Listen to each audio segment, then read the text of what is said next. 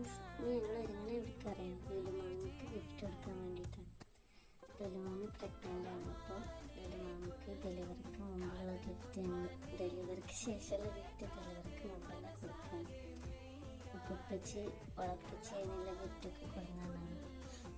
എന്തൊക്കെയാ വെച്ചാൽ കോട്ടൺ ടവലുണ്ട്, പിന്നെ ഒരു ടർക്കുണ്ട്, പിന്നെ കയ്യിലും കാലിലൊക്കെ ഇടുന്ന സോക്സ്, റോംബർ, പിന്നെ 2 ടർക്കുണ്ട് കേട്ടോ, പിന്നെ ഒരു ഡ്രൈ ഷീറ്റ്, ഇതൊക്കെയാണ് കൊടുക്കുന്നത്.